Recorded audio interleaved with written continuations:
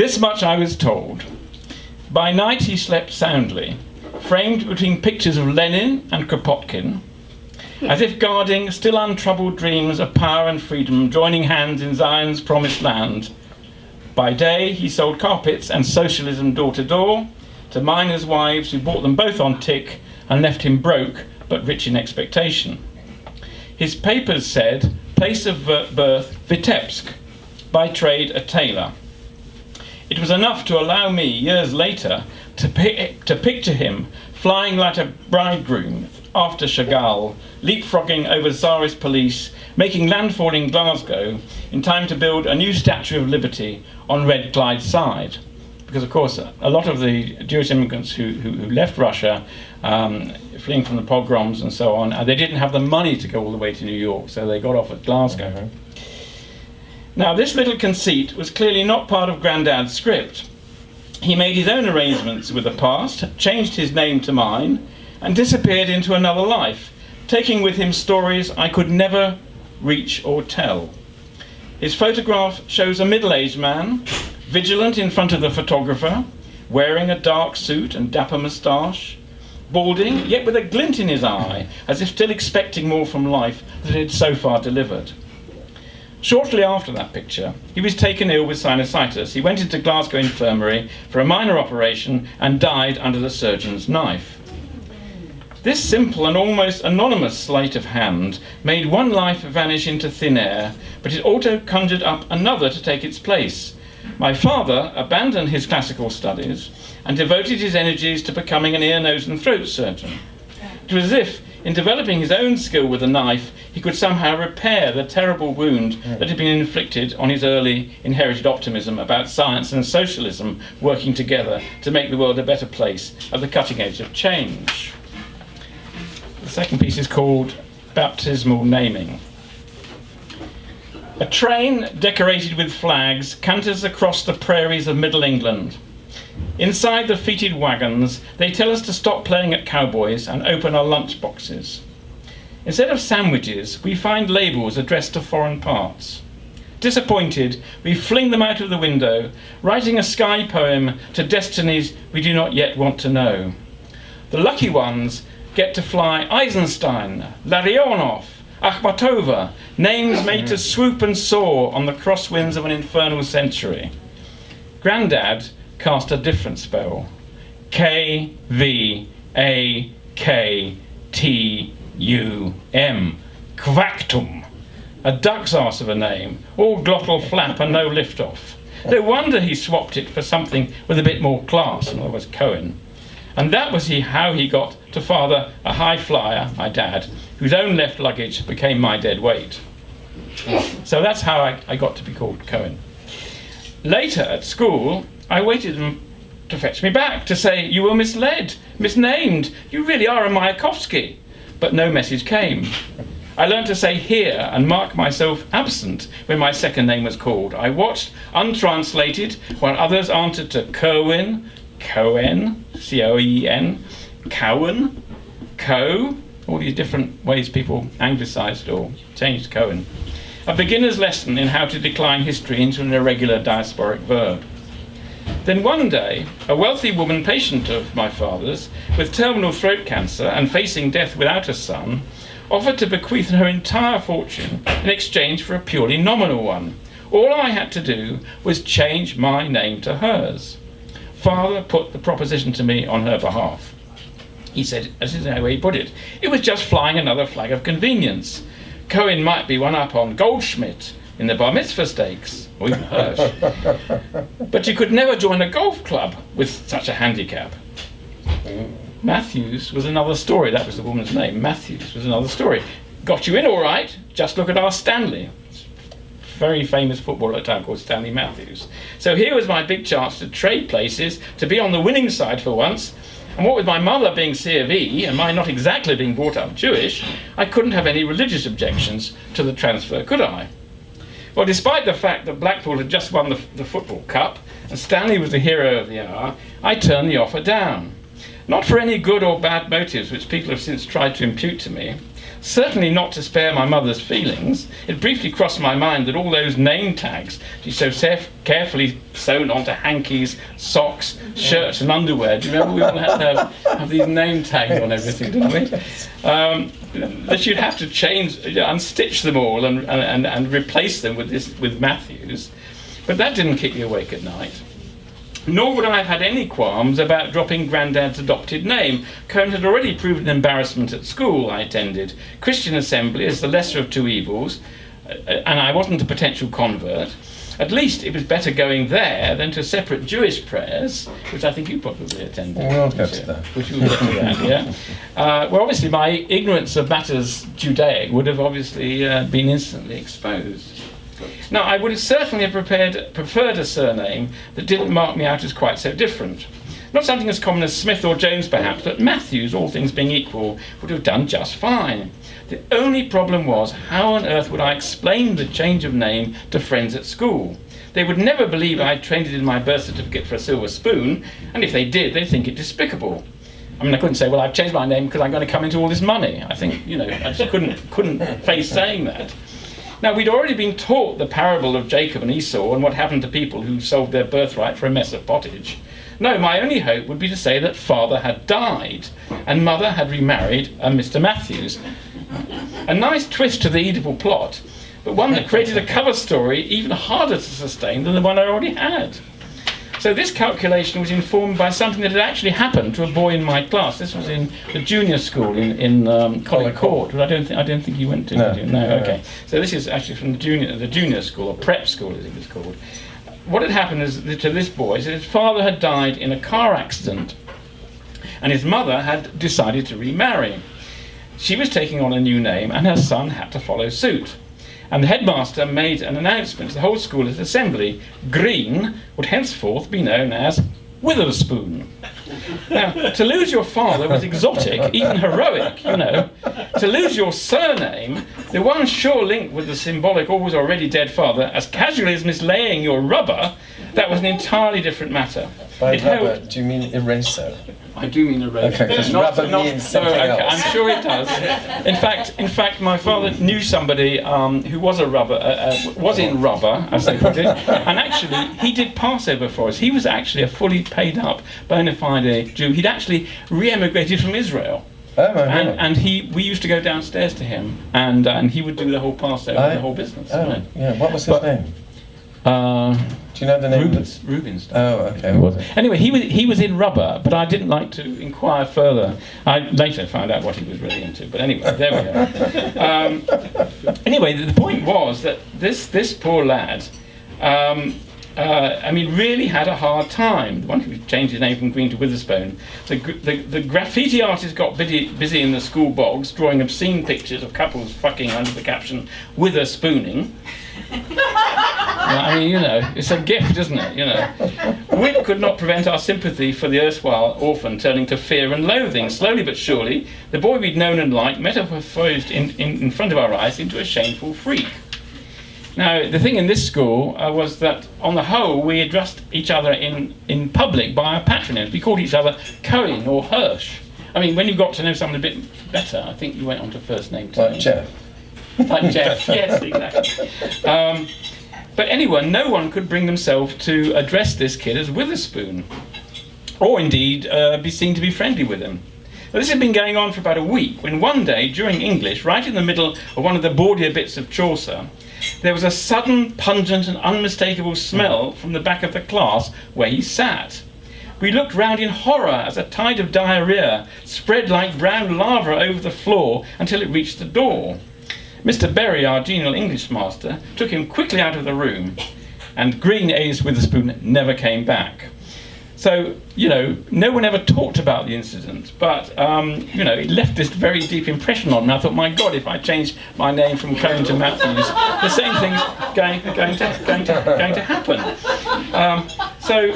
This fear of this humiliation was actually what led to my refusal to trade in my false ID for a fully paid up membership of the Goyim's Golf Club. Now, I've never regretted this decision, since it made me aware very early on that no one ever coincides with what other people take them for. Coincides, thank you. Thank you for that. And indeed, the choice of what flag to sail under is, well, not just tactical convenience, it can be a matter of tact. However, the pity was, I now realise, that I didn't go to visit my mother, who never was. I was kind of worried, this woman who was in hospital kind of dying of throat cancer. I never actually learnt anything about her, and I just obviously didn't. I turned her offer down, so I never got to see her. But as for my father's role as go-between, I'm convinced now that he acted out of bad conscience, not in relation to my predicament as a sort of mischling, a mixed-up kid, but from guilt that he'd been unable to cure the patient of her cancer. And sacrificing the son to exculpate the sins of the father is a very old Jewish tradition. In a sense, it goes with the territory. Now, one of the things that I then did after that particular episode was, well, one of the little rituals that I made up for myself to kind of in a way stabilise who I was. Every night before going to bed, while brushing my teeth in front of the mirror, I would gargle the syllables that spelt out my priestly vocation, Cohen, as an erstwhile Jew, and then follow that with my favourite car and beast of prey. So I would go, cowhand, cowhand, cowhand, cowhand, cowhand, jaguar, jaguar, jaguar, jaguar, jaguar, jaguar, jaguar, jaguar, until the sounds lost all connection with meaning and fell into a kind of melting pot of a sort of babble, really. And then I felt safe enough to have sexy dreams, knowing that I was protected from the dreaded telltale signs of the morning after sheets, which my mother as an ex-nurse knew only too well how to scan. So that little ritual was my first attempt to fathom the sneaky way the muse of history proceeds, doing her good works behind our backs while flaunting her bad side for all to see. So through these little baptismal acts, performed in the name of my grandfather, the grandson, and if you like, the Holy Ghost bringing it in, I tried to kind of deal and push away any sense of a Jewish legacy. And this last bit is actually how finally I came to try and engage with it, and then I'll hand over to Robin, who can carry on his version of that story. In the special, it's called The Golem Heights. In the special afterlife he bequeathed to me without knowing it, Grandad remained as incognito as ever. Without valuables or souvenirs to encumber the memory work, I didn't inherit anything from him, I set about writing into my home movie script. This personal remake of 10 Days That Shook the World starred myself, alias James Dean, playing Grandad as an undercover Bolshevik agent who falls in love with Ingrid Bergman, or sometimes on hot summer nights, Brigitte Bardot, while sailing up the Clyde in a McBrain steamer. He teaches her about socialism, she teaches him about sex, and they both sail off into a golden dawn to the strains of Miles Davis' Kind of Blue. Well, now that I'm middle-aged and fully insomniac at times, I often find myself watching a porno version of the same film on the Late Late Show. The lines are dubbed, the cast are not amused, the bad dreams Grandad refused to have come back as night battles with the nomenclatura in my head, like some bizarre game of Jewish whispers, playing along an endless wailing wall by the cast of The Goon Show, singing Ying Tong, Idle I Po. That's another generational cue, which people wouldn't know. Peter Sellers, Spike Milligan, Harry Seacombe. That's right. Yeah, we all listened to it. It was a kind of cult thing. So one night, searching for comfort under unusually storm-tossed pillows, I found an ancient gobstopper branded with God's names. The instructions read, place tablet carefully on tongue, dissolve slowly in mind, and so give form to feeling, voice to body, substance to what can be conjured out of dust. And golem. Suddenly I'm walking with Grandad along old, untrodden tracks. Together we come down from the heights, cross untimely burial grounds, avoiding the heroes and monsters of promised lands, until at last we reach the secret shores of Palestine. There, in a garden dedicated to as yet unplanted memories of peace, we trace the latest news. Shalom, telegraphed by wild mimosa, scenting barbed wire in every camp. Salam, headlined in asphodel amongst the ruined mosques. And hand in hand, we explore these histories like tourists of the uncanny, eyes straining for the foreign in what is nearest home, in the hope that these words might still blossom into a single alphabet and celebrate the living for something more than the fact that they are not dead. Waking up, still in the dream, I searched the family album for the missing snapshots of our journey. Failing better than usual to find Grandad's last resting place, I stumble on these clues. All right.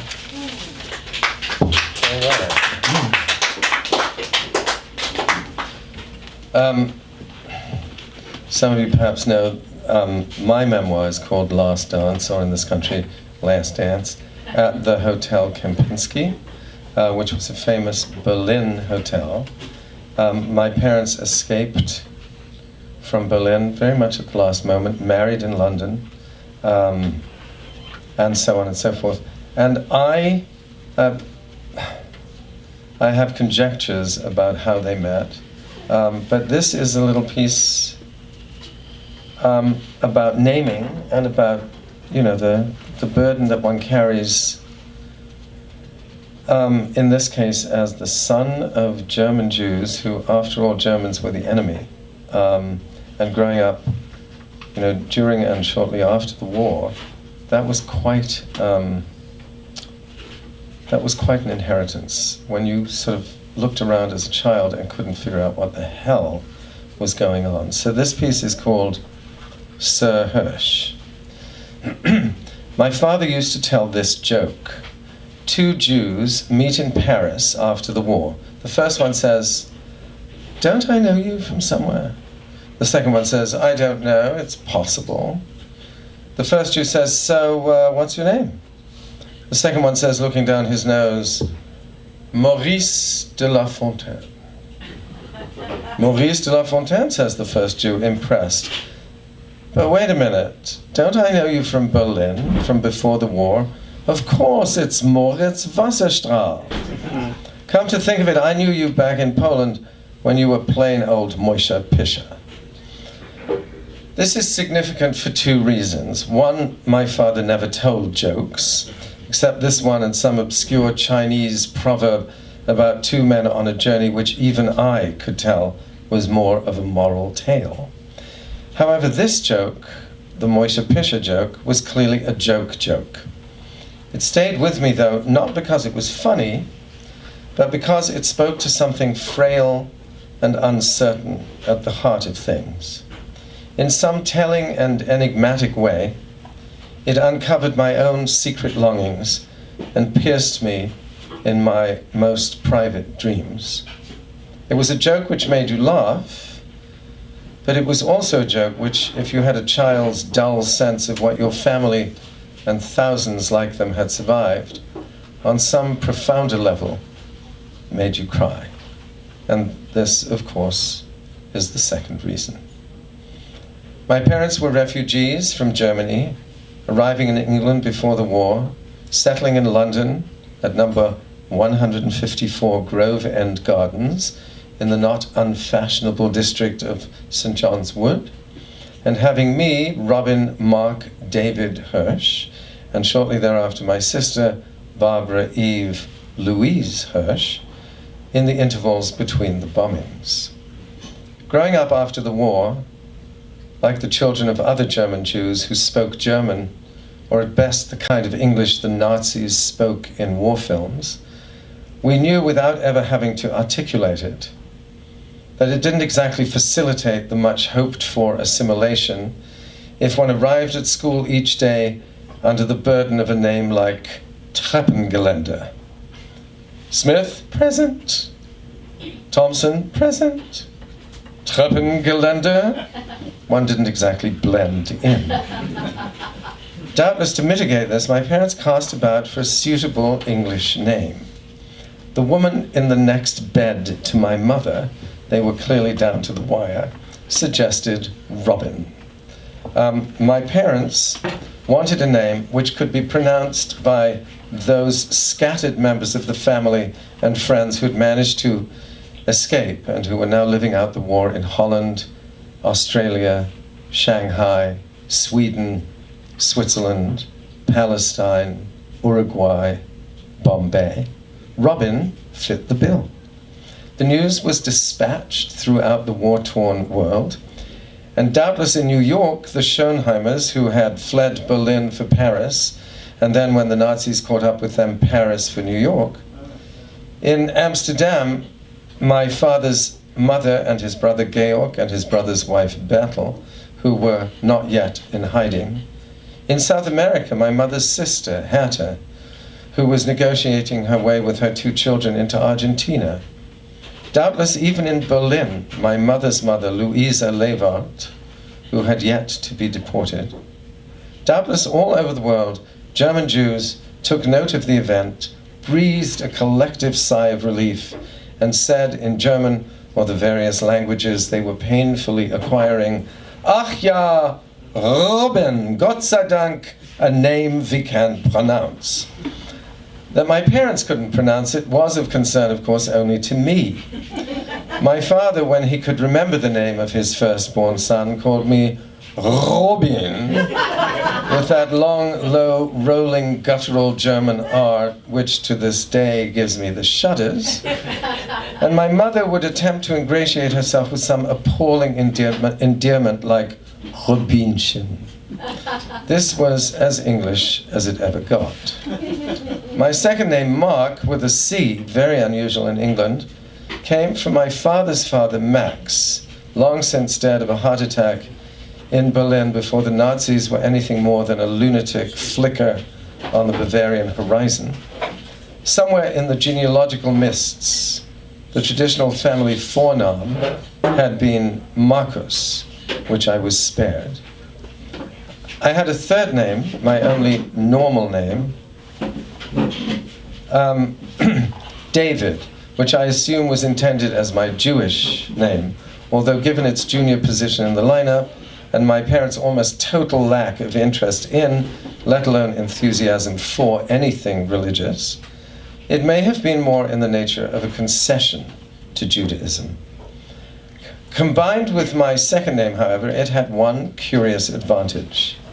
Magazine subscriptions were generally filled out last name, first name, initials of all other names.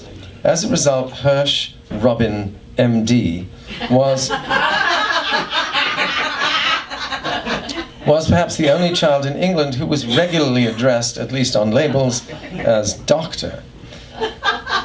The name, however, which loomed largest and which gave me the most trouble, and which my father's one joke caused me most painfully to wince about, was of course my last name, my family's name, Hirsch. It marked me permanently and indelibly from the moment I was first aware of such things as a foreigner. In an art class at Arnold House, which was my prep school, when I was perhaps 6 or 7, we had to draw a castle. On my castle, I put a flag. And on the flag, in bold letters, I put Sir Hirsch. Patiently, the teacher explained to me Sir Hirsch was not correct. Lord Hirsch would be acceptable, but a knight is known by his first name. If I were a knight, I would be Sir Robin. There was no way of erasing the mistake, so my castle stood for all the class to see with the egregious name still flying, Sir Hirsch. Even after the drawing came down and I took it home and my mother praised it, "Ach, ist doch süß," it continued to haunt me. But I could dream. I would lie awake at night while Barbie, my sister, slept in the bed opposite, and my parents quarreled, or my mother wheeled the tea trolley into the living room, and give myself names. Sir Robin. Sir Robin Hirsch. Lord Hirsch. Lord David Hirsch. Lord David. the Marquess of Grove Gardens, Viscount Grove, Viscount Grove of St. John's Wood, Viscount Grove of St. John's. Occasionally I'd come down to earth and it would be plain old David Grove. And then one night it all fell suddenly, majestically into place. R. Mark David. No major changes, just a slight adjustment. It was perfect. A certain enigmatic foreign suavity, short, pithy, powerful, and yet the whole bathed in an insouciant, aristocratic je ne sais quoi. I could imagine whole shelves of books by the distinguished author R. Mark David, or a concert series at the Albert Hall by the internationally renowned violinist R. Mark David, and he clearly wasn't German at all. Or Jewish, for that matter. Which is why, when my father told his only funny joke, I was not generally disposed to laugh. But no matter, from the age of 7 or 8, I was R. Mark David, at least in my private dreams, and there no one could touch me.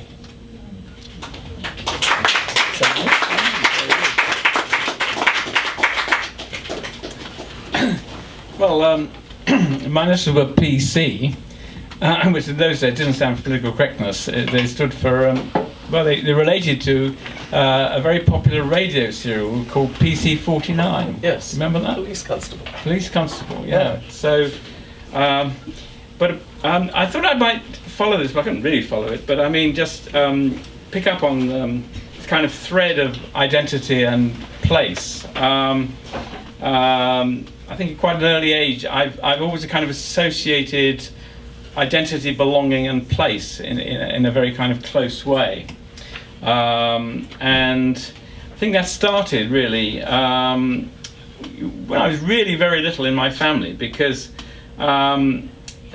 where we lived actually in London became a bone of contention.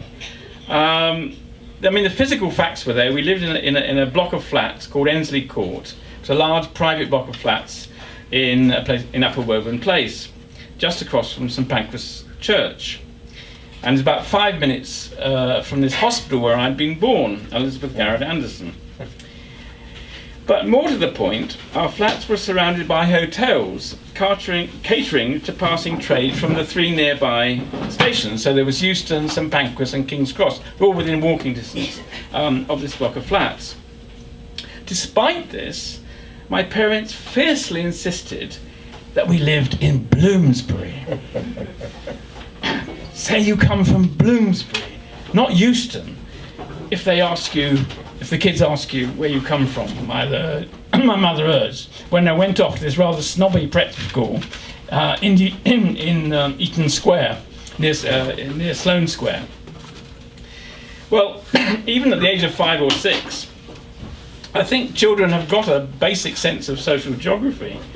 I quickly picked up that Bloomsbury, with its good old Tory brick-built streets, as one poet described it, Bloomsbury was where people like us lived, whereas the areas around the stations, especially Somers Town, were full of dangerous and disreputable characters and definitely out of bounds. It was also where the children I saw playing so animatedly in the council flats at the back of ours were rumoured to go to school. I mean, I saw these kids. I was about the only kid in the block, right? In our block, there were mostly business people lived there. So, I didn't have any kind of friends who actually lived there. And I saw these kids at the back having a great time. And they all went to a school near King's Cross. And so these places, King's Cross, Somers Town, St Pancras, took on a kind of allure for me. They were where I staged my wildest imaginary adventures. I even concocted a story, what Freud would call a family romance, to the effect that the couple who claimed to be my parents had come across me in my pram on Euston Station and taken me home with them. Like all foundling fantasies, This gave me scope to invent a much more exotic parentage for myself. I didn't get as far as Viscount.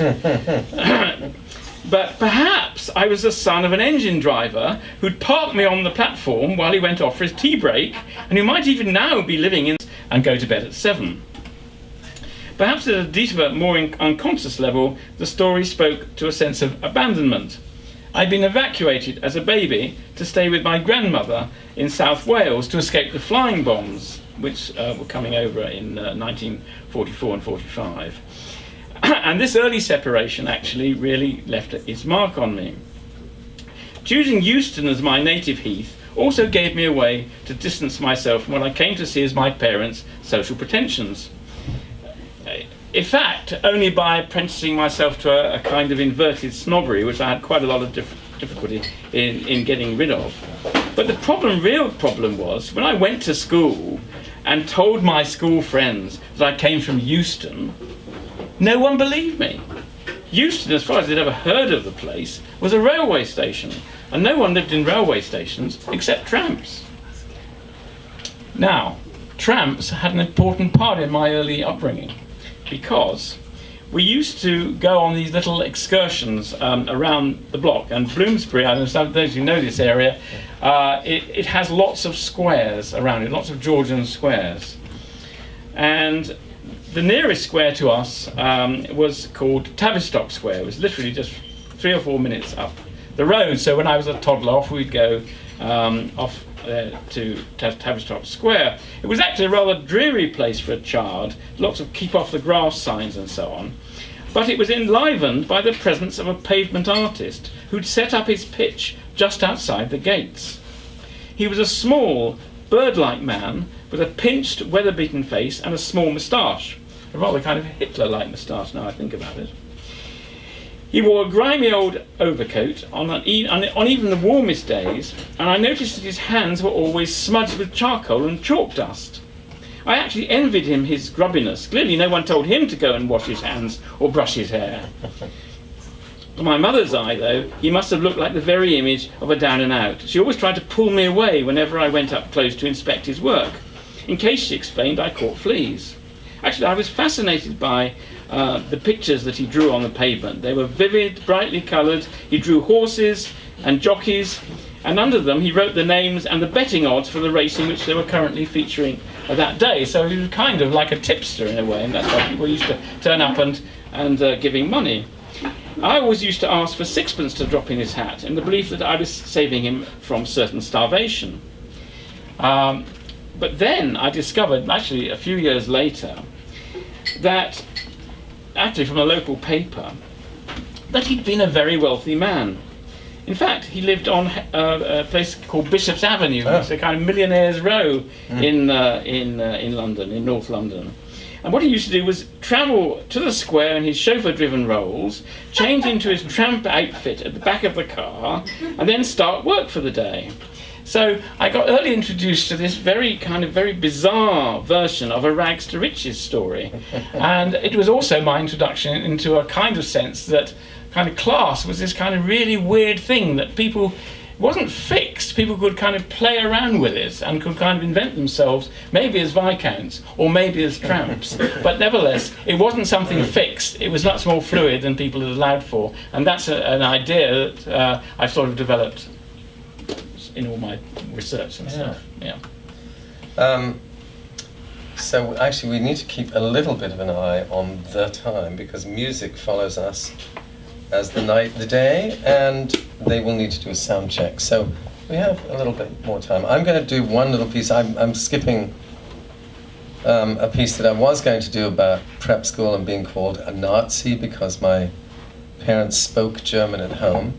And I mean, the really weird thing was that my father, like the Japanese here, German Jews who had fled for their lives were still Germans. And in 1940, they were subject to interrogation. And many of them, particularly the men, and my father was one of them, were shipped off to internment camps on the Isle of Man. There were at least 10 camps on the Isle of Man. And it's a very, very odd thing. My mother had, as other wives, had no idea where he was.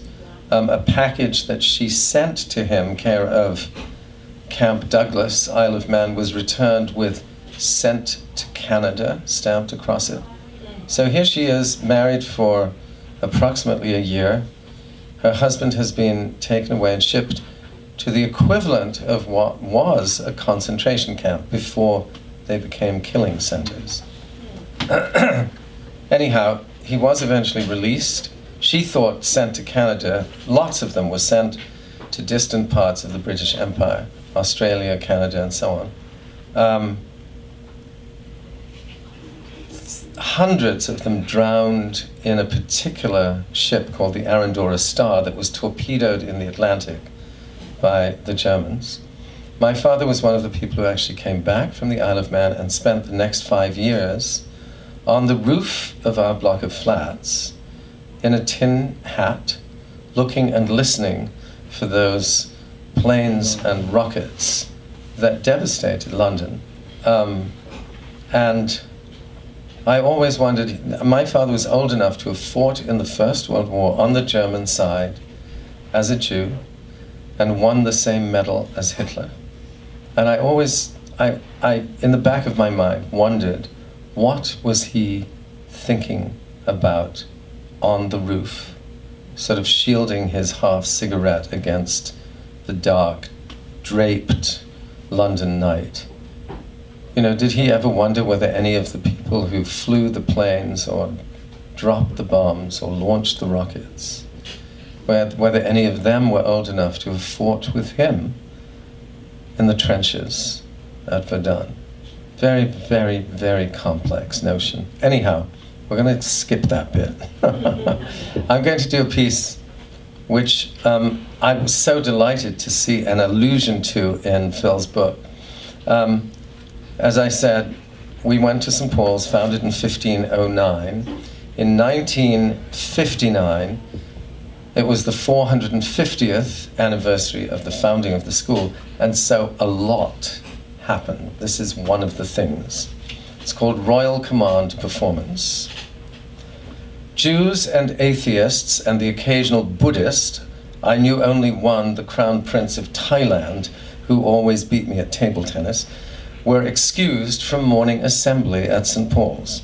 We still had to be in the main door before the bell rang, but we congregated in the upstairs theatre while the vast majority of the school drank blood in the chapel, or whatever muscular Christians do first thing in the morning. Chewed gum, actually. Chewed gum. We chewed a lot of gum. Gum? Yeah, chewed a lot of gum, yeah. Oh my gosh. Actually, there were quite a few Jews at St. Paul's, 10% or so, which was extraordinarily high for an English public school. Some of the more observant would gather in a neighboring classroom to hold a morning service. This was even more frightening and alien than the glimpses I'd had of chapel. Boys I knew from class, shy, retiring, scholarly types, would suddenly, in this clandestine context, transform themselves beyond recognition. Yarmulkes, talisim, tefillin would mysteriously appear, and for a brief and eerie moment, Mr. Rainbow's room, unbeknownst to the Goyim, would be transmogrified into a 19th century shtetl shul. And then just as suddenly, in the midst of davening, the bell would ring and all the arcane Jewish paraphernalia would be spirited away and the Christians would saunter in and we'd all be jaunty schoolboys again. One morning in 1959, the prefect in charge of Jews tells us that there won't be time for morning services because the High Master has an important announcement. We are herded down, we shuffle in and take our places on the stairs and in the aisles, and when we have settled, trickle begins. Why trickle? Every entering 13-year-old would ask. Because he's such a drip. The name had acquired a kind of magical incantatory quality which was now more frightening than if we had called him by his real name, Mr. Jilks. He was a tall, imposing man with none of the warmth that Mr. Cook, the Sir Master, radiated without effort. His was a totally public persona. He would have made an admirable prime minister.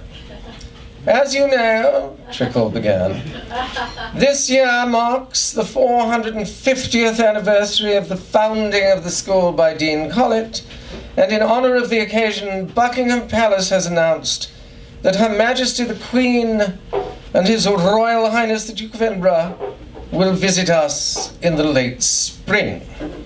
We've had instructions from the palace that this will be a strictly informal visit. There will be 2 rehearsals. Now, Mr. Davies, if you would be so kind, and Mr. Davies at the organ was, of course, so kind and struck up Onward Christian Soldiers, and 500 Christian soldiers sang out lustily, and we Jews held onto our satchels and tried not to hum. For the next several months, the school swung into relentless action. The combined cadet force prepared an honor guard for the royal visit, which marched incessantly up and down the paths of the front quadrangle, stamping, shouting, and presenting arms. A special toilet was built for Her Majesty at a cost, it was rumored, of £3,000. No one was allowed to sit on it. No one was allowed to use it. Instructions having been somehow conveyed from the palace that the royal behind was not to sit uncovered on any surface that had previously been sat on.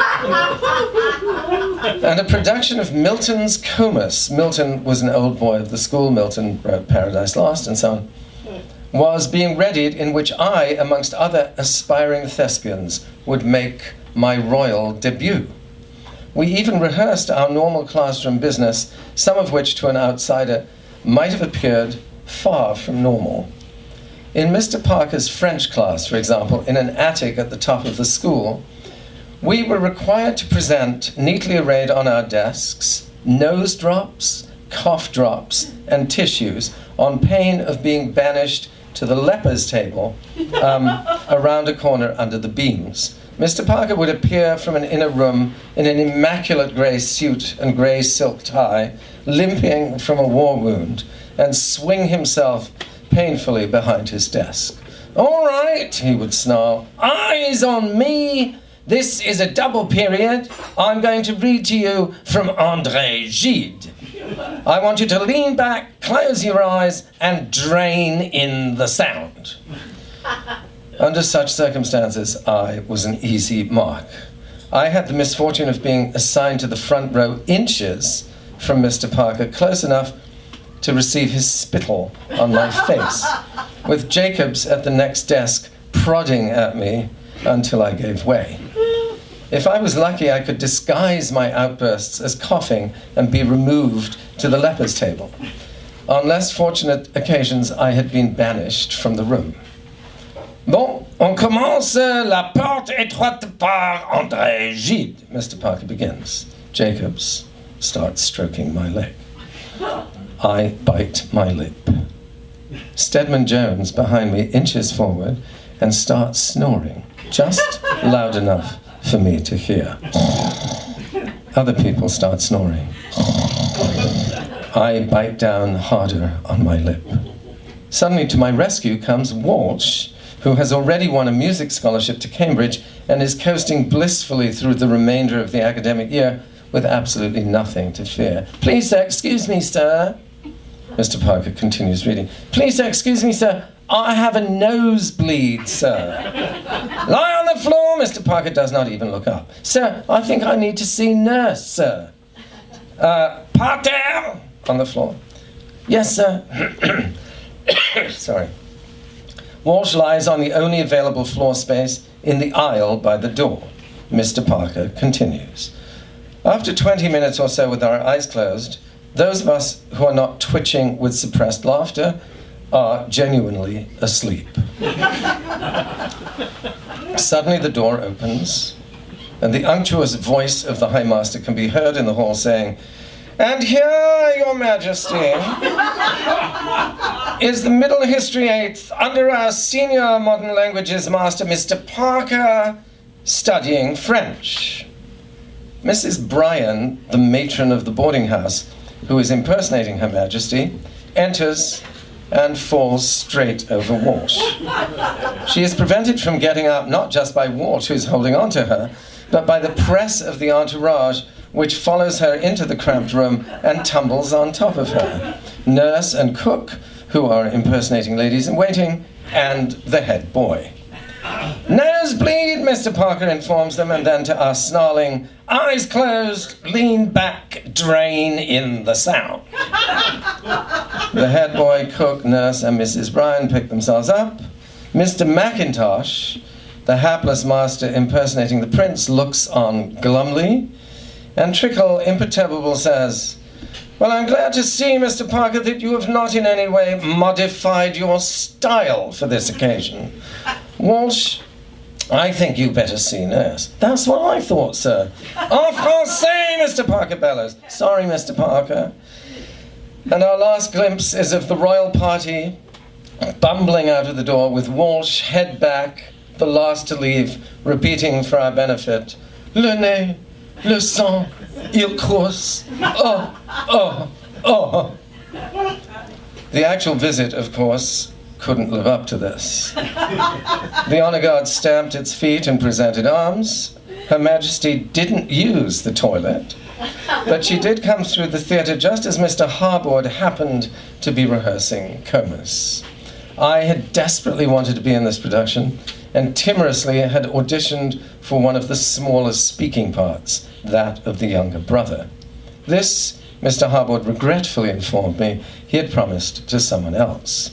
However, there was the part of a lion still open, one of Comus's bacchanalian followers, and while there were no words and I would have to wear a full bodysuit and mask and have to dance, which he was sure I did admirably, it was one of the more important of the animals and carried a great deal of responsibility.